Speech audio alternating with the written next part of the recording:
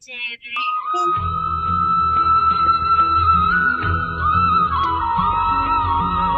समय की बात है। श्रीपुर नाम के गांव में रामेश्वर नाम का एक ब्राह्मण अपनी माँ के साथ रहता था।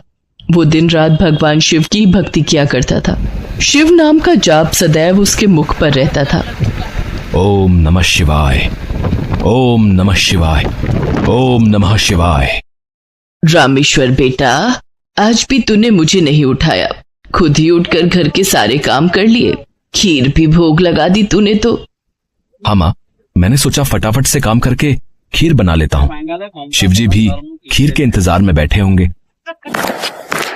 ये लो, भोग की खीर खाकर बताओ कैसी बनी है। रामेश्वर बेटा, इस खीर को तू बचपन से शिव जी को खिलाता आ रहा है। जब तेरे बापू जिंदा थे तब वो प्रसाद की खीर खिलाते थे और उनके जाने के बाद तूने ये नियम बना लिया। तेरी खीर बहुत ही स्वादिष्ट बनती है बेटे, और मुझे पता है भगवान शिव भी तेरे हाथों की खीर खाने के इंतजार में रहते होंगे। तभी तो मैं सुबह जल्दी उठकर सबसे पहले खीर ही बनाता हूँ ताकि भगवान शिव को भोग लगा सकूं। रामेश्वर का नियम था रोजाना सुबह जल्दी उठकर घर के सारे काम निपटाना और फिर भगवान शिव के भोग के लिए खीर का प्रसाद बनाना। ये कार्य पहले उसके पिता करते थे और पिता के जाने के बाद शिव जी की सेवा और खीर भोग की पूरी जिम्मेदारी रामेश्वर ने उठा ली। रामेश्वर को विश्वास था कि भगवान शिव उसके द्वारा खिलाई गई खीर को रोजाना ही खाते हैं। इसी विश्वास पर वो रोजाना खीर का भोग लगाता था और अपने भक्त के द्वारा भोग लगाई गई खीर को कैलाश पर्वत पर विराजमान भगवान शिव बहुत चाव से खाते थे। स्वामी, क्या बात है, आपको तो आनंद ही आनंद है। आपके भक्त आपको प्रेम से इतने स्वादिष्ट व्यंजन खिलाते हैं और आपका भक्त रामेश्वर तो नियम के अनुसार आपको खीर का भोग लगाता है। लाइए, थोड़ी सी खीर मुझे भी दे दीजिए। रामेश्वर के हाथों की खीर बहुत ही स्वादिष्ट होती है। हाँ देवी पार्वती, रामेश्वर इतनी स्वादिष्ट खीर का भोग लगाता है कि मन प्रसन्न हो जाता है। तभी नंदी और समस्त शिवगण वहाँ जाते हैं। महादेव, ये लीजिए, हम भांग और धतूरा ले आए हैं। नंदी, अभी तो हम स्वादिष्ट खीर का आनंद ले रहे हैं। ऐसा करो, भांग और धतूरे को वहाँ छोटे पर्वत पर रख दो। हम कुछ समय के बाद उसे ग्रहण करेंगे। अरे नंदी महादेव तो हमारी ओर देख तक नहीं रहे। उनका सारा ध्यान तो रामेश्वर की बनाई हुई खीर पर है। ऐसे कब तक चलेगा नंदी? हाँ, मैं भी यही देख रहा हूँ। इतने प्रेम से हम भांग और धतूरा पीस कर लाए और महादेव ने हमें इसे रखने के लिए बोल दिया। अरे नहीं नहीं, ऐसी बात नहीं है। महादेव ने बोला है कि हम उसे वहाँ रख दें। वो कुछ देर बाद उसे ग्रहण करेंगे। महादेव रोजाना रामेश्वर की भोग लगाई हुई खीर को बहुत चाव से खाते हैं। नंदी, मैं तो कई बार सोचता हूँ कि रामेश्वर की खीर में ऐसा क्या है कि भोलेनाथ सबसे पहले उसकी भोग लगाई खीर को ही खाते हैं और फिर और किसी तरफ उनका ध्यान ही नहीं जाता। तभी तो हम भांग धतूरा लेकर आए और उन्होंने बिना देखे ही इसे रखने के लिए बोल दिया। हाँ, कह तो तुम ठीक रहे हो भैरव। महादेव को भांग धतूरा इतना प्रिय है और रामेश्वर की खीर से ज्यादा उन्हें इस समय कुछ भी प्रिय नहीं लग रहा। तो क्या किया जाए नंदी कि महादेव का ध्यान अपने भक्त रामेश्वर से हटकर हमारी ओर आ जाए? एक रास्ता है। नंदी ने सभी गणों के कान में कुछ कहा। उसके पश्चात सभी गण पृथ्वी लोक पर आ गए और सब ने ब्राह्मण रूप ले लिया और सब लोग रामेश्वर के पास पहुँचे। रामेश्वर शिव जी को खीर का भोग लगाने के लिए बाजार से सामान खरीद रहा था। ब्राह्मण वेश में नंदी ने रामेश्वर से कहा, रामेश्वर, तुम हमें नहीं जानते पर हम तुम्हें बहुत अच्छे से जानते हैं। तुम भगवान शिव के भक्त हो और रोजाना उन्हें खीर का भोग लगाते हो। हाँ ब्राह्मण देव, आप तो सब कुछ जानते हैं।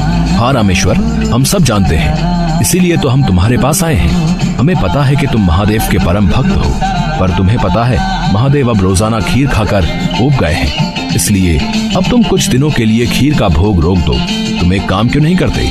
तुम महादेव को सप्ताह में एक दिन खीर का भोग लगाया करो, जिससे महादेव को और अधिक स्वाद आएगा।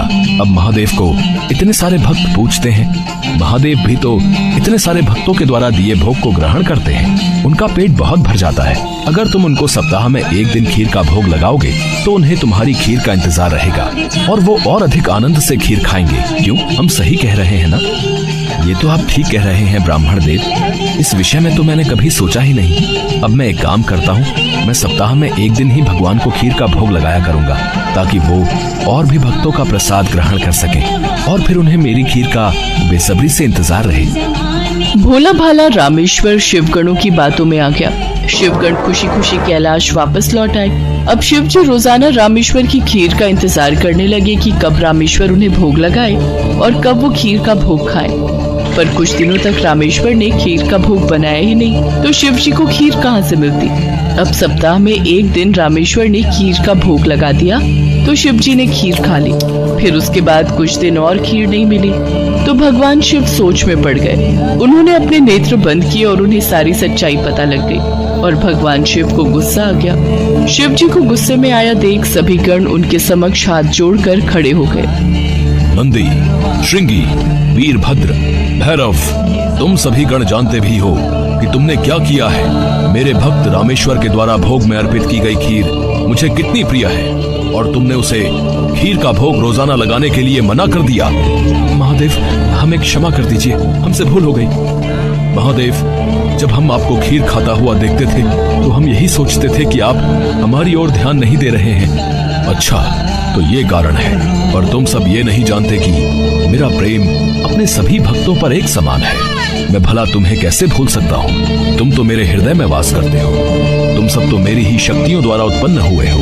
संसार में मेरा प्रत्येक भक्त मुझे एक समान प्रिय है और प्रत्येक भक्त के हृदय में मैं ही विद्यमान हूँ। इसलिए मेरा प्रेम कभी भी कम या ज्यादा नहीं हो सकता। माता पिता के लिए तो उनके सभी बच्चों में प्रेम एक समान होता है, फिर तुम ये भूल कैसे सकते हो? भगवान शिव की बातें सुनकर सभी शिवगण समझ गए कि उन्होंने कितनी बड़ी भूल कर दी। सचमुच महादेव का प्रेम तो अपने सभी भक्तों के लिए एक समान रहता है। इसके बाद सभी शिवगण फिर से एक बार रामेश्वर के पास गए। रामेश्वर, हमें भगवान शिव का संदेशा आया है। वो कह रहे थे कि तुम्हारी खीर इतनी स्वादिष्ट होती है कि वो सप्ताह भर की प्रतीक्षा नहीं कर सकते। सप्ताह में एक दिन भोग से उनका मन ही नहीं भरता, इसलिए उनकी आज्ञा है कि तुम रोजाना ही उन्हें खीर का भोग लगाया करो। आप सच कह रहे हैं ब्राह्मण देव? भगवान शंकर को मेरे हाथों की बनी खीर इतनी प्रिय है? ठीक है, फिर मैं रोजाना उन्हें खीर का भोग लगाऊंगा। ये सुनकर रामेश्वर बहुत खुश हुआ। अब एक बार फिर रामेश्वर रोजाना खीर बनाकर भगवान शिव को भोग लगाने लगा। अब तो समस्त शिवगण भी भगवान शिव के साथ रामेश्वर द्वारा भोग लगी प्रसाद की खीर का आनंद लेते और खूब भरपेट खीर को खाते। भगवान शिव और देवी पार्वती दोनों सभी गणों को इस प्रकार खीर खाता देख मंद मंद मुस्कुराने लगे। भगवान शिव ने अपने परम भक्त रामेश्वर को सभी सुख सुविधाओं से पूर्ण रखा। उसके जीवन में कभी भी कोई कठिनाई नहीं आई। रामेश्वर का विवाह एक बहुत ही सुशील कन्या के साथ हुआ। उसके घर में 2 बच्चों का जन्म हुआ। अपने परिवार के साथ संपूर्ण जीवन खुशी खुशी व्यतीत करके रामेश्वर अंत में मोक्ष को प्राप्त हुआ। मेरी सांसों की माँ पार्वती ने भगवान शिव से एक प्रश्न पूछा, जिसके बाद भोलेनाथ ने एक कथा सुनाई और अमर हो गया कबूतर का जोड़ा। उसी अमर कथा से जुड़ी है ये पौराणिक कथा। एक बार नारद मुनि कैलाश पर्वत पर भगवान शिव से मिलने पहुँचे। नारायण नारायण, प्रणाम माते। आइए देवर्षि नारद, कैसे आना हुआ? माते, मैं तो भगवान शिव और आपके दर्शन करने आया हूँ, और महादेव कहीं दिखाई नहीं दे रहे। वे तो भ्रमण के लिए गए हैं, कुछ देर में लौटेंगे। देवर्षि नारद माँ पार्वती से वार्तालाप करने लगे। तभी उन्होंने माँ पार्वती से पूछा, माते, क्या आप अमर कथा के बारे में जानती हैं? अमर कथा? वो कौन सी कथा है? उसके बारे में तो मैं नहीं जानती। नारायण नारायण माते, जब भगवान भोलेनाथ आएंगे तब आप उनसे इस बारे में पूछना। अच्छा माते, मैं चलता हूँ। नारायण नारायण। पार्वती माता सोच में पड़ गई कि ऐसी कौन सी कथा है जो स्वामी ने मुझसे नहीं कही। तभी भोलेनाथ कैलाश पर लौट आते हैं। माता पार्वती उनसे इस बारे में चर्चा करती हैं। प्रभु, आपने मुझे कभी अमर कथा के बारे में क्यों नहीं बताया? मुझे आज और अभी अमर कथा सुननी है। ठीक है देवी, मैं आपको आज अमर कथा सुनाऊंगा, परंतु उसके कुछ नियमों का पालन आपको करना पड़ेगा। अमर कथा के दौरान आपको एक क्षण के लिए भी सोना नहीं है। आप बीच बीच में हुंकार भरती रहना ताकि मुझे आभास रहे कि आप कथा सुन रही हैं, क्योंकि मेरे नेत्र भी उस क्षण बंद रहेंगे। ठीक है स्वामी, मैं ऐसा ही करूंगी।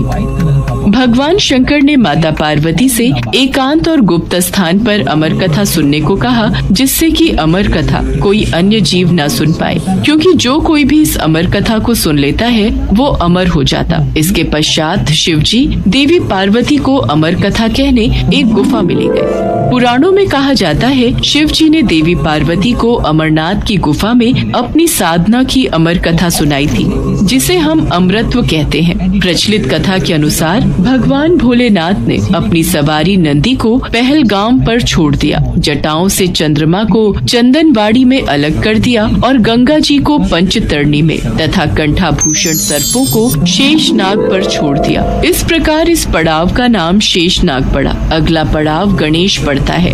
इस स्थान पर भोलेनाथ ने अपने पुत्र गणेश को भी छोड़ दिया था, जिसको महागुणा का पर्वत भी कहा जाता है। पिस्सू घाटी में पिस्सू नामक कीड़े को भी त्याग दिया। इस प्रकार महादेव ने जीवनदायिनी पांचों तत्वों को भी अपने से अलग कर दिया। इसके बाद माँ पार्वती सहित उन्होंने गुप्त गुफा में प्रवेश किया और अमर कथा माँ पार्वती को सुनाने लगे।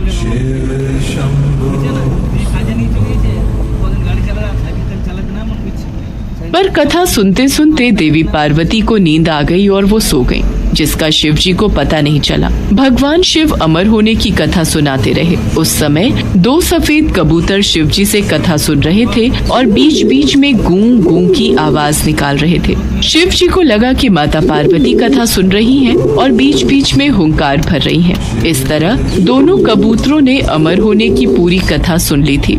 कथा समाप्त होने पर शिवजी का ध्यान देवी पार्वती की ओर गया, जो सो रही थी। अरे, देवी पार्वती तो गहरी निद्रा में है, तो फिर यह हुंकार कौन भर रहा था? अचानक महादेव की दृष्टि अमर कथा को सुनते उन कबूतरों पर पड़ी, तो वे क्रोधित हो गए और उन्हें मारने के लिए आगे बढ़े। मेरे क्रोध से तुम दोनों को कोई नहीं बचा सकता। तुम्हें इसका दंड अवश्य मिलेगा। हे प्रभु, हमें क्षमा कीजिए। हमने अनजाने में ही भूल की और हमने आपसे अमर होने की कथा सुनी है। यदि आप हमें मार देंगे तो अमर होने की ये कथा झूठी हो जाएगी।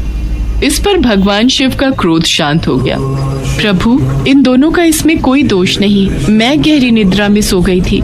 मैंने आपके आदेश का पालन नहीं किया, इसलिए इन दोनों को क्षमा कर दीजिए। भगवान शिव जानते थे कि अनजाने ही सही पर कबूतरों ने अमर कथा को सुन लिया था, इसलिए वे दोनों अमर हो चुके हैं। इस पर महादेव ने कबूतरों को जीवित छोड़ दिया। भगवान शिव के आशीर्वाद से वो कबूतर का जोड़ा अजर अमर हो गया। कहते हैं आज भी इन दोनों कबूतरों का दर्शन भक्तों को इस गुफा में प्राप्त होता है और तब से ये गुफा अमर कथा की साक्षी हो गई व इसका नाम अमरनाथ गुफा के नाम से प्रसिद्ध हो गया।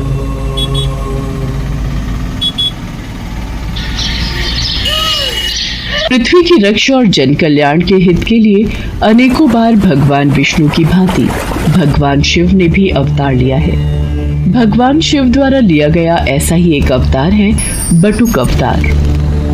बटुक का अर्थ होता है छोटा बच्चा। पौराणिक कथा के अनुसार एक बार माँ पार्वती की पुत्री अशोक सुंदरी ने हुंड नामक दैत्य को अपनी बाल्यावस्था में एक श्राप दिया था कि उसकी मृत्यु अशोक सुंदरी के होने वाले पति नहुष के हाथों ही होगी। इसलिए बाल्यावस्था में ही हुंड ने नहुष का वध करने की योजना बनाई। मैं अशोक सुंदरी के श्राप को सिद्ध होने से पहले ही नष्ट कर दूंगा। मैं बाल्यावस्था में ही नहुष और अशोक सुंदरी का वध कर दूंगा। मुझे ये बात माताश्री को बतानी होगी। माताश्री, माताश्री, आप कहाँ हो? मेरा हृदय व्याकुल हो रहा है। क्या हुआ अशोक सुंदरी? आप इतनी घबराई हुई क्यों हो पुत्री? माताश्री, हुंड राक्षस नहुष को मारने के लिए निकल चुका है। वो नहुष का वध करने वाला है। उसको रोक लीजिए माताश्री, नहीं तो अनर्थ हो जाएगा। हुंड राक्षस की इतनी हिम्मत कि वो नहुष की हत्या करने का साहस कर बैठा। आज हुंड दैत्य को मेरे हाथों से कोई नहीं बचा सकता। देवता, ऋषि, मुनि सब हुंड के प्रकोप से तंग आ चुके हैं। अब मुझे उसका संहार करना ही होगा। देखते ही देखते माँ पार्वती माँ काली के रूप में आ जाती हैं। उनका क्रोध बढ़ रहा था। वो हाथों में खड्ग लिए हुंड के वध के लिए निकल पड़ती हैं, किंतु यदि वो हुंड का वध कर देती तो वो प्रकृति के खिलाफ हो जाता, क्योंकि हुंड दैत्य का वध नहुष के हाथों ही लिखा था। इसलिए माँ काली को रोकना जरूरी था, पर उनके क्रोध को कौन रोकेगा, यही समस्या थी। नारायण नारायण प्रभु, माँ काली तो क्रोध में आकर हुंड का वध करने निकल चुकी हैं। अब इनके क्रोध को कौन शांत करेगा, कौन इन्हें रोकेगा? आप सही कह रहे हैं देवर्षि नारद। माँ काली को यदि रोका नहीं गया तो अनर्थ हो जाएगा। अब तो सिर्फ महादेव ही उनके क्रोध को शांत कर सकते हैं। जिस प्रकार उन्होंने पहले भी कई बार माँ काली के मार्ग में आकर उनके क्रोध को शांत किया है। आप तो जानते ही हैं देवर्षि नारद, जब देवी पार्वती अत्यंत क्रोधित होती हैं तो वो महाकाली का रूप धारण कर लेती हैं और फिर उनके क्रोध को शांत करना असंभव हो जाता है। इतनी देर में सभी देवी देवता भगवान विष्णु के पास प्रकट होते हैं। प्रभु, देवी काली अत्यंत क्रोधित हो चुकी है। संसार भय से कांप रहा है। प्रभु, कुछ कीजिए। प्रभु, कुछ कीजिए। आप चिंतित मत होइए देवराजेंद्र, हम सब भगवान शिव के पास चलते हैं। महादेव, सभी देवी देवता आपके पास विनती है, दुआएं हैं, इनकी सहायता कीजिए। मैं आपकी क्या सहायता कर सकता हूँ ब्रह्मदेव?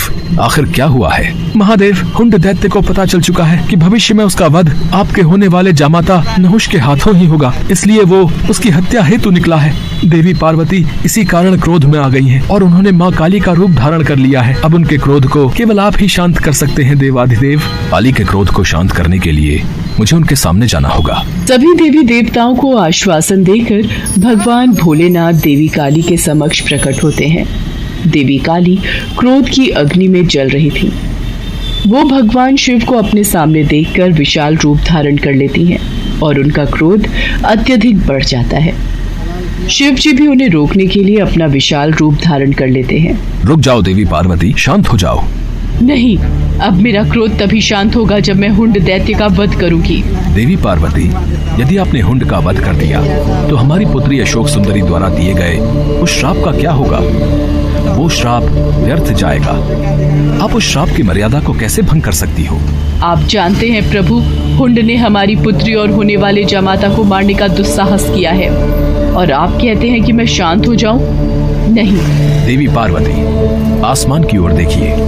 सभी देवी देवता आपके इस रौद्र रूप को देखकर घबरा रहे हैं। शांत हो जाओ पार्वती, यही संसार के हित में है। नहीं, अब मुझे कोई शांत नहीं कर सकता। आप मेरे मार्ग से हट जाइए, मैं आज नहीं रुकूंगी। पर रुकिए देवी पार्वती, हमारी पुत्री अशोक सुंदरी और नहुष दोनों ही सकुशल हैं, उन्हें कुछ नहीं हुआ। नारायण नारायण, अब क्या होगा प्रभु? माता तो क्रोध की अग्नि में आगे बढ़ चुकी है। अब महादेव माता को कैसे शांत करेंगे? उन्होंने तो महादेव की बात को मानने से भी इनकार कर दिया है। देवर्षि नारद, भगवान शिव के होते हुए हमें चिंता करने की कोई आवश्यकता नहीं है।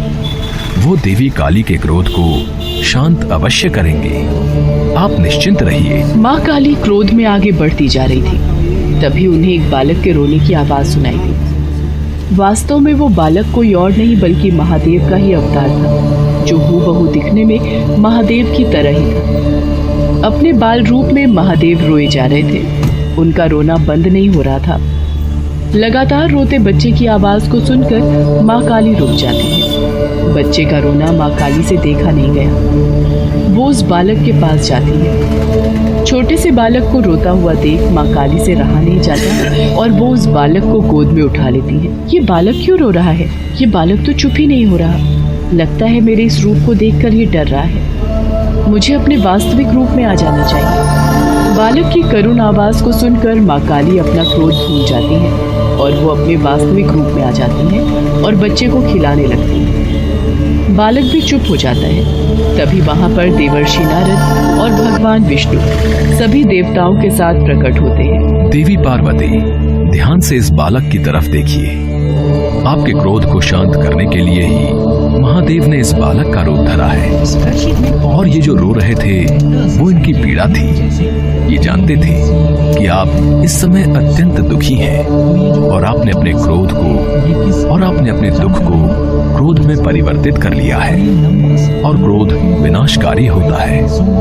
ये तो आपको परिचित है देवी पार्वती। इसलिए आपके क्रोध को शांत करने के लिए ही महादेव ने इस बालक का रूप धरा था। आज ये सिद्ध हो गया कि अत्यंत क्रोध को अत्यंत प्रेम भाव से ही शांत किया जा सकता है। महादेव आज से आपके इस बाल रूप को बटुक अवतार के रूप में जाना जाएगा। सभी देवी देवता भगवान शिव और माता पार्वती पर फूलों की वर्षा करने लगे। उस दिन से भगवान शिव के बटुक अवतार को भक्तगण पूजने लगे। शिवपुर गांव में एक बहुत ही पुराना पेड़ था जिस पर एक कौवा और कोयल दोनों रहते थे। एक बार दूसरे गांव से आए दो युवक उस पेड़ के नीचे आकर बैठ गए। कोयल अपनी मधुर आवाज में गाने लगी। वाह, कितनी मधुर आवाज है इस कोयल की। इसके गाने ने तो मानो हमारी सारी थकान पल भर में ही गायब कर दी। कितना आनंद आ रहा है इसका गीत सुनकर। ऐसा लग रहा है ये सारा दिन ऐसे ही गाती रहे और हम इसके मधुर गीतों में खोए रहें। कुछ देर गाने के बाद कोयल चुप हो जाती है। तभी कौवा काए काए करना शुरू कर देता है। इस कौवे ने तो सारा मजा ही किरकिरा कर दिया। कौवे की कर्कश आवाज सुनकर उन दोनों राहगीरों ने पेड़ पर पत्थर मारना शुरू कर दिया। कौवा डर कर वहां से भाग गया। कुछ देर बाद जब वो दोनों वहां से चले गए तब कौवा आकर उस पेड़ पर वापस बैठ गया। कौवा रोते हुए कोयल से कहने लगा, भगवान ने मेरे साथ बड़ा ही अन्याय किया है। ऐसा क्यों कहते हो? तुम्हारे साथ कौन सा अन्याय हुआ है? देखो ना बहन, एक तो भगवान ने मुझे इतना काला रंग दे दिया और ऊपर से आवाज भी कर्कश वाली दे दी। जहाँ भी बैठकर कुछ बोलना चाहूँ तो लोग आवाज सुनकर पत्थर मारने लगते हैं। और एक तुम हो, भले ही तुम्हारा रंग काला हो लेकिन बोली इतनी मीठी है कि तुम्हें सभी सुनना चाहते हैं। तुम्हें कोई नहीं भगाता। यही तो विधाता का खेल है मेरे भाई। वो जिसे जैसा बनाता है उसे वैसे ही स्वीकार करना पड़ता है। तुम मुझे कोई ऐसा उपाय बताओ जिससे कि मेरी भी तुम्हारी तरह मधुर आवाज हो जाए। ये तो कोई नहीं कर सकता कि तुम्हें कोयल बना दे, सिवाय उस शिवजी भगवान के। विधि विधान को बदलने की क्षमता तो केवल शिवजी के ही पास है। एक वही है जो ब्रह्मा जी के लेख में परिवर्तन कर सकते हैं। अगर तुम कैलाश जाकर शिवजी से प्रार्थना करो तो वो तुम्हारी सहायता जरूर करेंगे। कौवा वहाँ से उड़कर 2 दिन का सफर तय करके कैलाश शिवजी के पास पहुँच जाता है। प्रणाम प्रभु। कागराज, आज कैलाश किस कारणवश आना हुआ? इसके बाद कौवे ने अपनी सारी व्यथा शिवजी को सुना दी। उसकी कहानी सुनने के बाद शिवजी बोले, हे कागराज, तुम इतने दुखी ना हो। तुम जैसा चाहते हो मैं तुम्हें वैसा बना दूंगा, किंतु मैं चाहता हूँ कि कोयल बनने से पहले तुम एक बार कोयल से जाकर पूछ लो कि वो कितनी सुखी है। शिवजी की बात सुनकर कौवा कोयल के पास जा पहुंचा और उसको अपनी और शिवजी के बीच हुई सारी बात बता दी।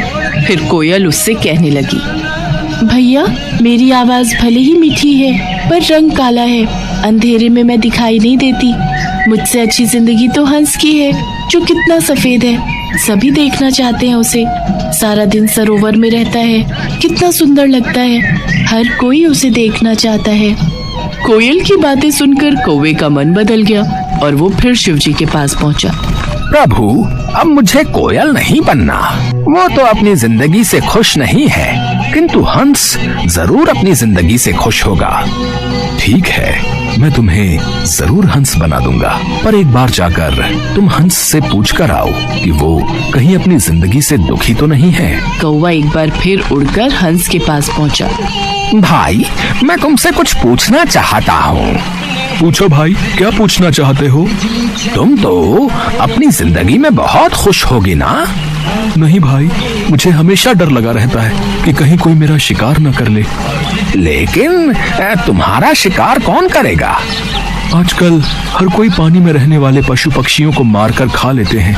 मुझे तो हर समय यही डर लगा रहता है कि कहीं कोई मुझे मार न दे। यही मेरी जिंदगी है। सच कहूँ तो जिंदगी तो तोते की अच्छी होती है। हरा हरा रंग और लाल लाल चोंच।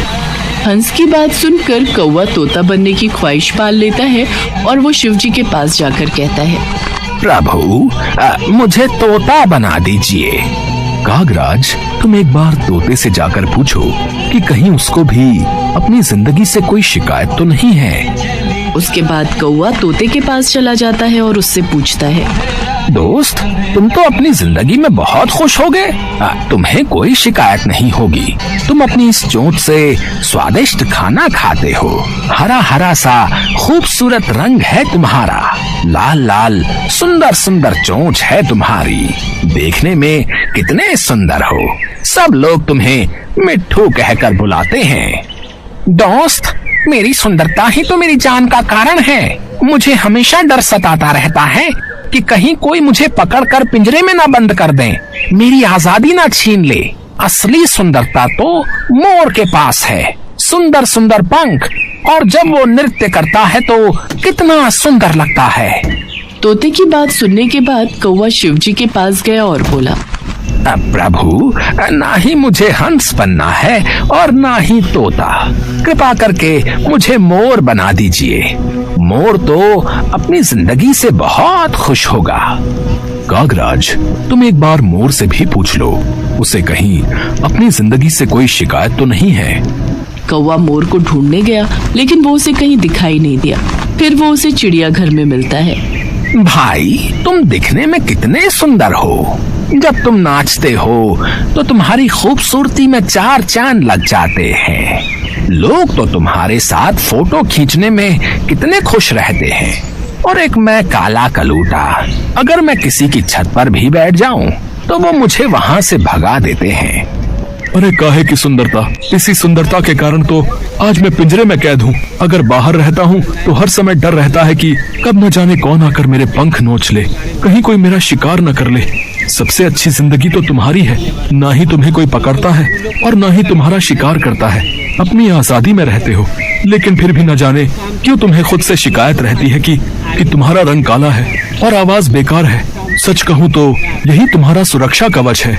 मैं तो ईश्वर से प्रार्थना करता हूँ कि अगले जन्म में मुझे कौवा ही बनाए। मोर की बातों को सुनकर अब कौवे को समझ में आ चुका था कि ईश्वर वही करता है जो तुम्हारे लिए अच्छा होता है, ना कि वो जो तुम्हें पसंद हो। ये सोचकर कौवा फिर शिव जी के पास पहुंचा और कहने लगा, प्रभु, मुझे ना तो तोता बनना है, न कोयल, न हंस और न मोर। मैं जैसा हूँ मैं वैसा ही ठीक हूँ प्रभु। शिव जी उसकी बातें सुनकर हंसते हैं और कहते हैं, कागराज, यही तो मैं तुम्हें समझाना चाहता था। हमें किसी से खुद की तुलना नहीं करनी चाहिए, क्योंकि वो हमेशा दुख का कारण ही बनती है, और हर कोई अपने आप में श्रेष्ठ है। अब कौवे को सारी बात समझ आ चुकी थी। वो शिव जी से आज्ञा लेकर खुशी खुशी वापस कोयल के पास लौट जाता है।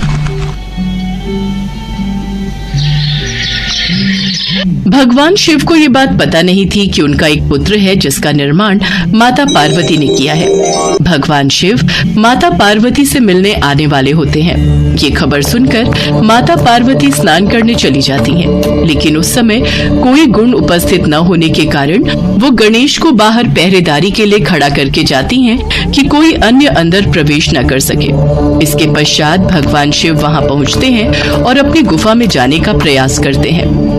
गणेश जो द्वार पर पहरेदारी कर रहे होते हैं, वो शिव जी को अंदर जाने से रोकते हैं। शिव जी को आश्चर्य होता है कि ये बालक कौन है जो उन्हें उनके ही निवास स्थान पर जाने से रोक रहा है।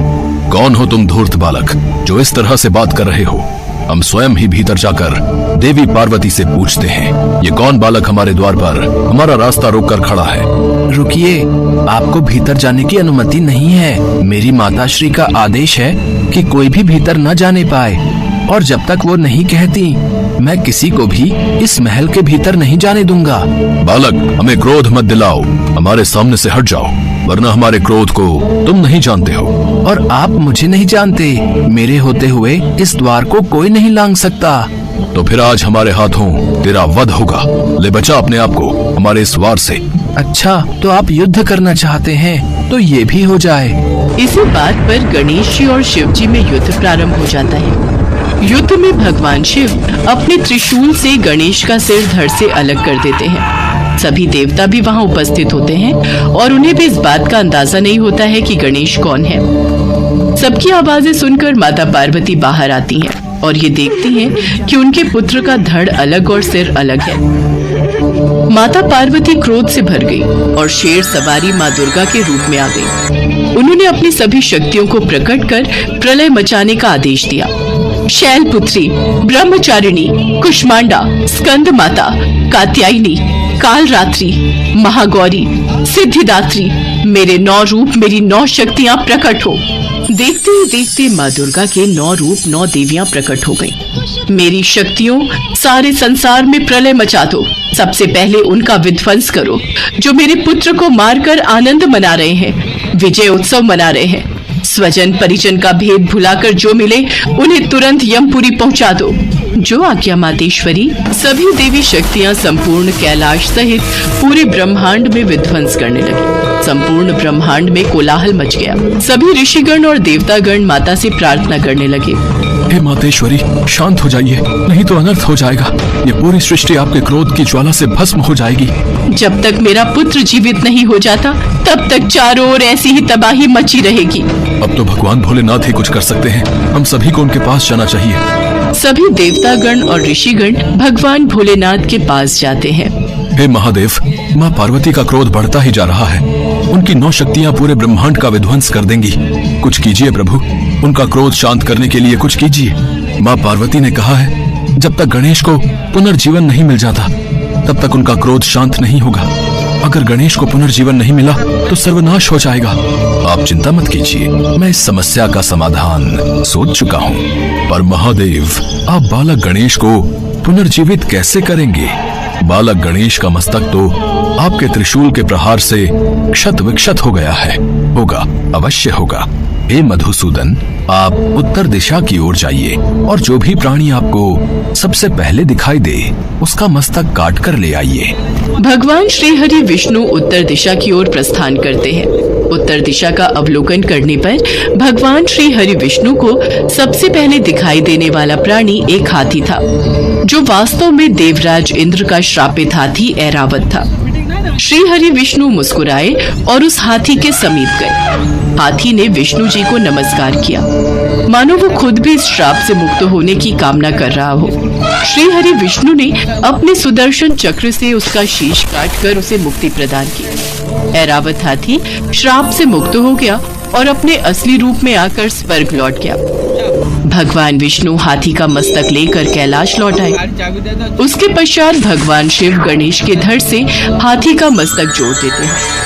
भगवान गणेश जीवित हो जाते हैं और माता पार्वती का क्रोध शांत हो जाता है। सभी देवी देवता भगवान गणेश को अपना अपना आशीर्वाद देते हैं। पुत्र गणेश, मैं तुम्हें वरदान देती हूँ कि संसार में अब से तुम प्रथम पूजनीय कहलाओगे। कोई भी मंगल कार्य शुरू करने के लिए प्रथम पूजा तुम्हारी होगी। श्री गणेश के प्रथम पूजन के बिना कोई भी मंगल कार्य, पूजा पाठ, जप तप, व्रत, धर्म आदि का फल प्राप्त नहीं होगा। आज से गणेश को सभी का अध्यक्ष घोषित किया जाता है। प्रथम पूज्य होने के कारण आज से तुम मेरे सभी गणों के भी अध्यक्ष बनोगे। मेरा आशीर्वाद है, संसार में कोई भी तुम्हारा सामना नहीं कर सकेगा। और फिर सभी देवी देवता बालक गणेश को अपना अपना आशीर्वाद देते हैं। बालक गणेश सभी देवी देवताओं को नमन करते हैं। भगवान भोलेनाथ और माँ पार्वती बालक गणेश को अपने हृदय से लगा लेते हैं। उस दिन से गौरी पुत्र गणेश प्रथम पूजनीय हो गए। संसार में कोई भी शुभ कार्य करने से पहले भगवान गणेश की पूजा होती है। उसके पश्चात ही कोई मंगल कार्य की शुरुआत होती है।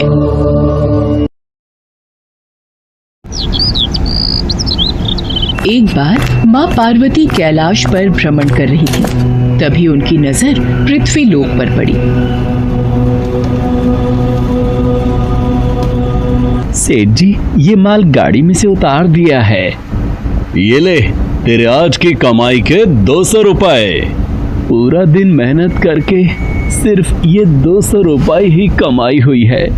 अब इसमें से 50 रुपए दूध के, 50 रुपए सब्जी के, बाकी बचे 100 रुपए जो पूरे 3 दिन चलाने हैं।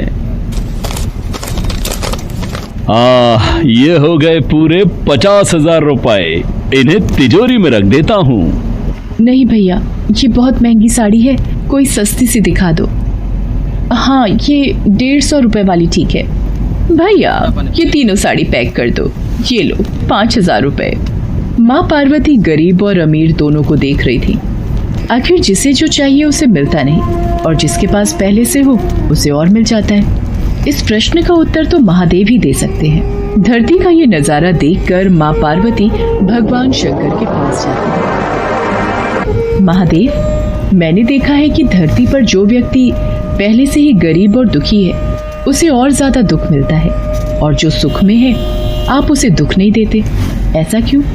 भगवान, ये आपकी कौन सी लीला है? देवी पार्वती, इस बात का उत्तर जानने के लिए आपको हमारे साथ धरती पर चलकर वहां के प्राणियों का हाल चाल जानना होगा। वहीं इस प्रश्न का उत्तर आपको प्राप्त होगा। भगवान शिव के कहे अनुसार कुछ समय बाद माँ पार्वती उनके साथ मृत्युलोक में प्राणियों का हालचाल जानने के लिए चल पड़ी। तभी रास्ते में उन्हें एक गरीब पति पत्नी जाते दिखाई दिए। उर्मिला, कुछ समझ नहीं आ रहा, हमारी गरीबी के दिन कब दूर होंगे। वो चंदन ने फिर एक नई जमीन खरीद ली। सबका भाग्य एक सा नहीं होता है जी। उसके भाग्य में अमीर बनना लिखा है, हमारे में नहीं। भगवान की इच्छा होगी तो हम भी अमीर बन जाएंगे। पता नहीं कौन से पिछले जन्मों के कर्मों की सजा भुगतनी पड़ रही है। न जाने कौन से बुरे पाप किए थे। हे महादेव, आप इन दोनों पति पत्नी को कुछ ही पलों में अमीर बना सकते हैं। मेरे कहने पर आप इन्हें अमीर बना दीजिए। ये बेचारे कितने दुखी हैं। देवी पार्वती, इन दोनों के भाग्य में अभी अमीर बनना नहीं लिखा है। महादेव, जब हम इन्हें धन दे देंगे तो इनकी गरीबी दूर हो जाएगी, फिर ये भी अमीर और सुखी हो जाएंगे। कृपया करके आप इनकी मदद कीजिए प्रभु। देवी पार्वती, मैं तुम्हारी इच्छा अनुसार इन्हें धन प्रदान कर देता हूँ, पर उसका मिलना या ना मिलना कर्मों पर निर्भर करता है।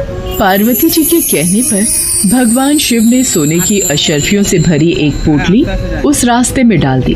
पोटली से कुछ दूरी पर उर्मिला की नजर गुजरते हुए एक अंधे व्यक्ति पर पड़ी। सुनो जी, हम तो गरीब हैं इसलिए दुखी हैं, पर ये सामने व्यक्ति तो नेत्रहीन है। एक बात समझ नहीं आई, ये नेत्रहीन लोग कैसे जीवन व्यतीत करते होंगे? हाँ, बड़ी मुश्किल होती होगी उर्मिला इन बेचारे नेत्रहीन लोगों को। चलो आज हम भी अंधों की तरह चलकर देखते हैं, देखें ये कैसे जीवन जीते हैं। उर्मिला और सूरज आंखें बंद कर एक दूसरे का हाथ थामे चलने लगे। सोने की अशर्फियों की पोटली रास्ते में ही पड़ी रह गई और वे दोनों करीब से गुजर गए। भगवान शिव बोले, देखा देवी पार्वती, इनके भाग्य में अभी गरीबी ही लिखी है। हम कुछ दिन धरती पर ही रहेंगे।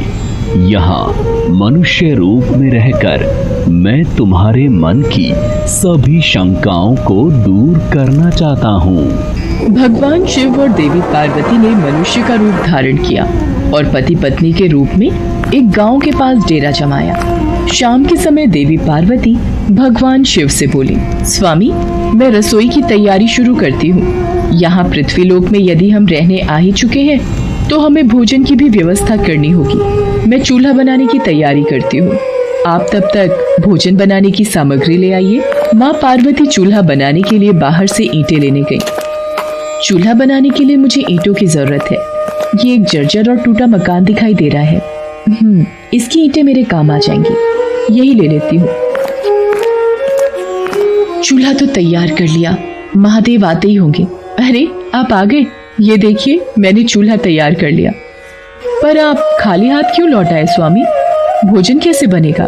देवी पार्वती, अब सामग्री की कोई आवश्यकता नहीं है, क्योंकि जिस प्रश्न का उत्तर ढूंढने के लिए आप आई थी वो आपको स्वयं मिल गया। मैं कुछ समझी नहीं स्वामी, मेरे प्रश्न का उत्तर मेरे समक्ष ही है। हाँ देवी पार्वती, आप यही जानना चाहती है ना कि इस पृथ्वी पर क्यों गरीब लोग ज्यादा परेशान होते रहते हैं।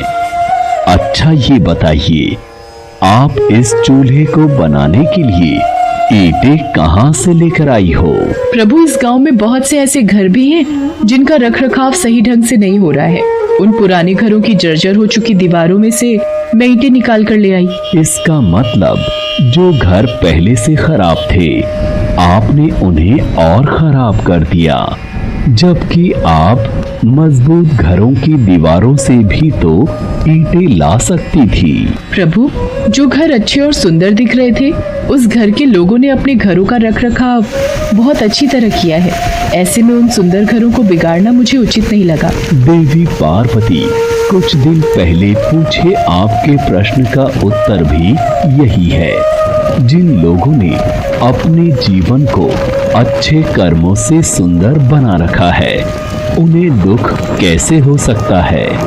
इस संसार में हर मनुष्य अपने कर्मों का ही फल पाता है। सबके पास सब कुछ नहीं होता।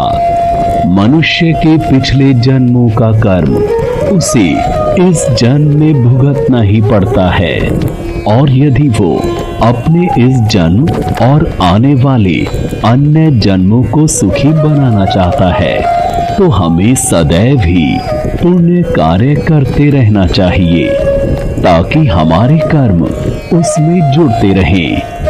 आपको ज्ञात है वो मार्ग में